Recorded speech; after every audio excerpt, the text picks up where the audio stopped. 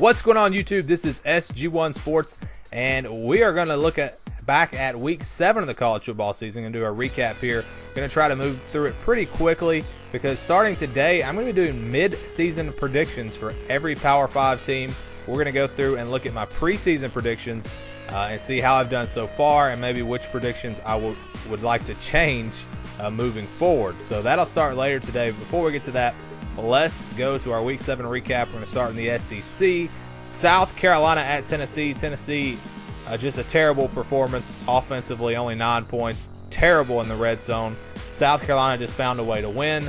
South Carolina is a very gutsy team, and they're showing it again here in this one. Butch Jones, I think, probably is going to lose his job unless Tennessee just, reels off a bunch of wins in a row. They're probably not going to do it right before playing Alabama.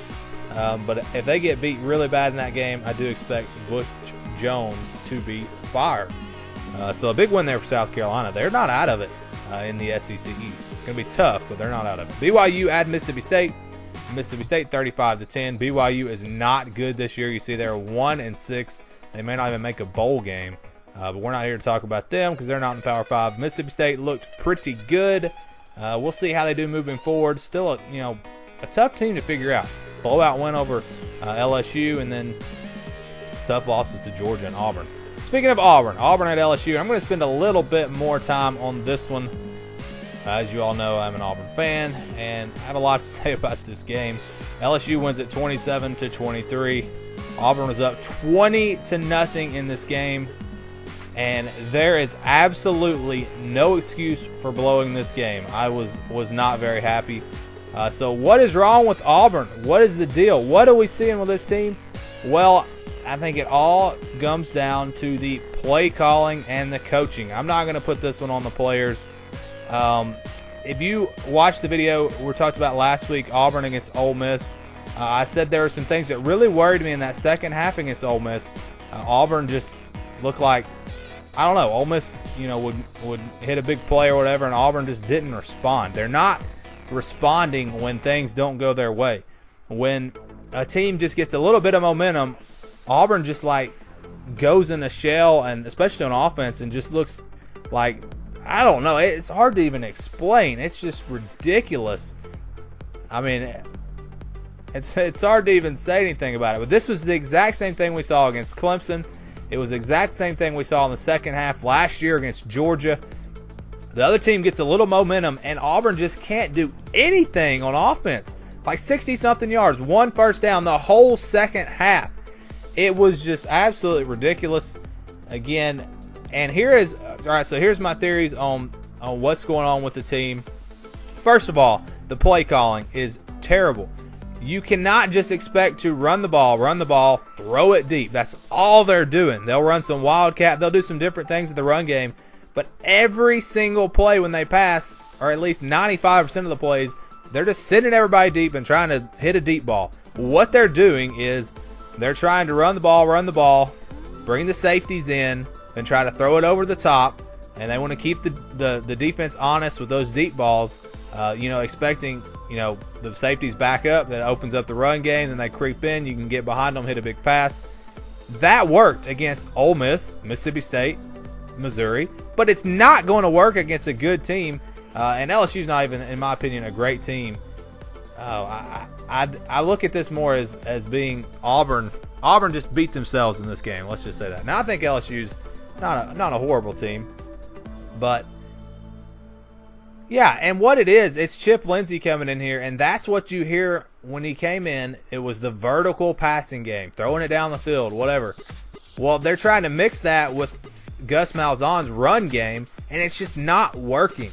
All right, you can't do it. If you go back and watch Gus Malzahn's offense, the pass game has never been that great.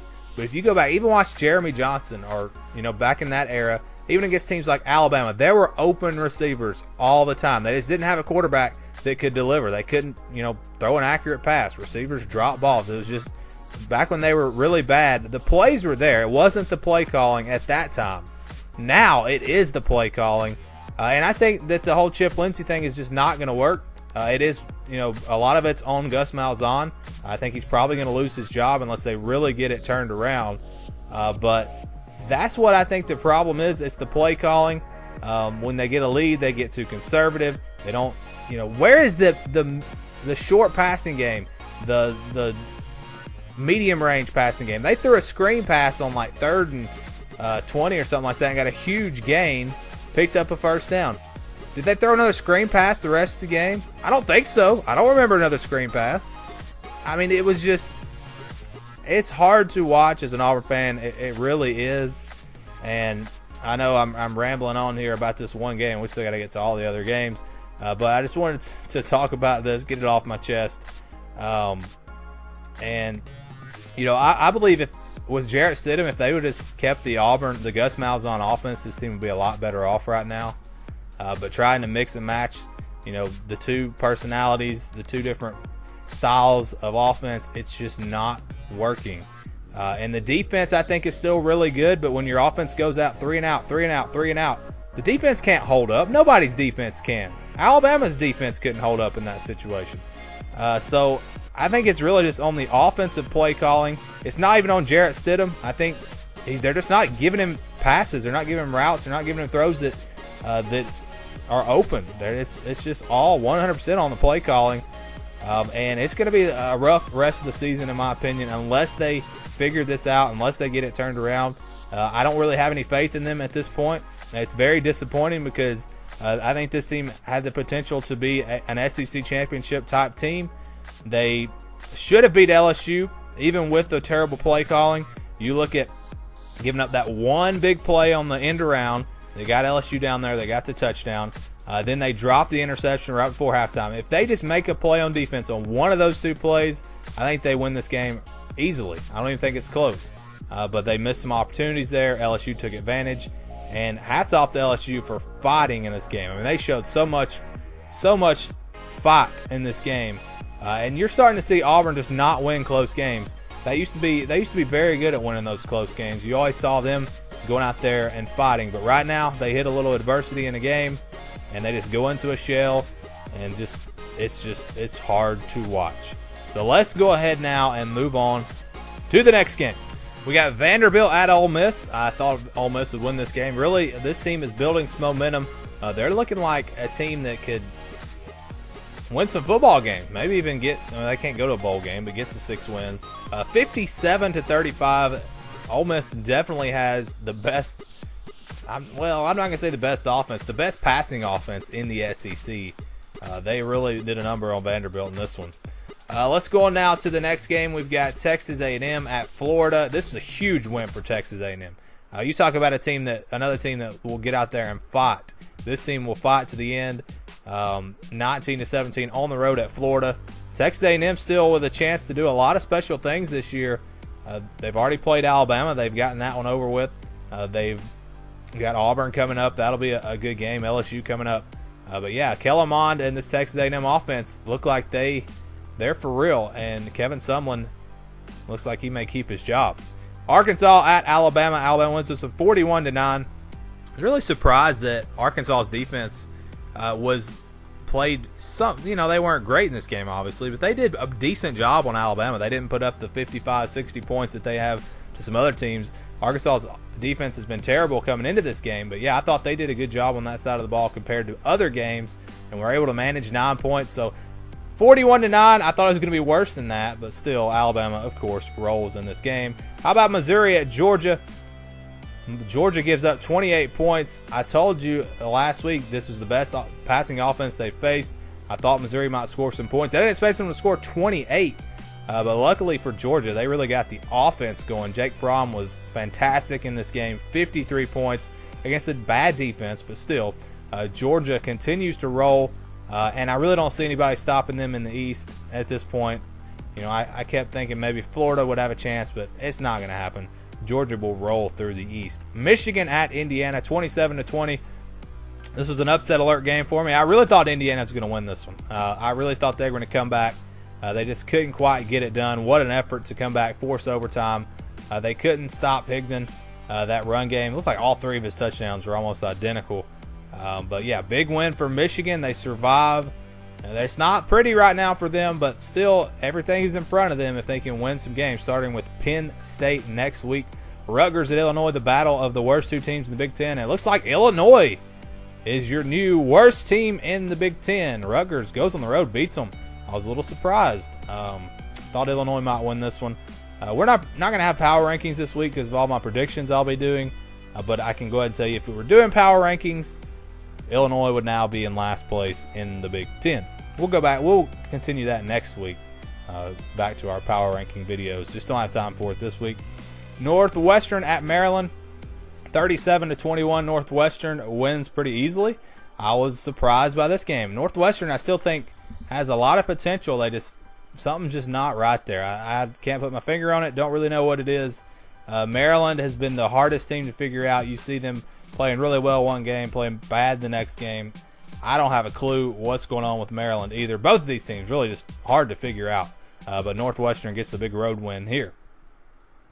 Let's go now. Purdue at Wisconsin. Taylor, again, fantastic in this game. 219 yards as we win it 17-9. Purdue is a pretty good team. Well, I think we know that now. But still, Wisconsin only scoring 17 points. That's a little troublesome. They have not played a team over 500 at all this season. So, yeah, don't really know a lot about Wisconsin. They keep getting off to slow starts. They haven't beat anybody. But it's still, just like Michigan, everything is right there in front of them if they can win out. Ohio State at Nebraska. Ohio State really got off to a hot start in this one. They win at 56-14. J.T. Barrett has really come on as of late. I think Ohio State's a dangerous team. Maybe the front runner in the Big Ten. I know Penn State's up there right now. Penn State has to go to Ohio State. Ohio State, though, has to play on the road at Iowa. So we'll see how it plays out. I'm still not 100% sure who I'm going to pick in my midseason predictions to win the Big Ten. Michigan State at Minnesota. Minnesota came back in this game. Thought Michigan State had this one in the bag, but a good effort by Minnesota at home to try and come back. Michigan State wins it, though. They're looking pretty good. You know, they've got the win over Michigan. The only loss they have is to Notre Dame, who I've got in my top 10. So just surviving this game on the road, I think that was big for Michigan State, even though it was a close game. Knew it was going to be a tough game. Thought they'd win a little easier. All right, now we're into the ACC, and we start with the big upsets. Clemson at Syracuse, 27-24. Syracuse, I think they really showed the blueprint for beating Clemson. Run with the quarterback. Attack the edges. Get the ball out of your hand quick. Those are the things that they did. It worked. And Clemson may be in trouble because I think other teams are going to figure that out. NC State, I think, has got a real great shot to beat Clemson and win the division. Florida State at Duke, 17-10. Florida State wins this one. We talked about Clemson a lot more on our top 25 poll if you want to go back and watch that if you have not.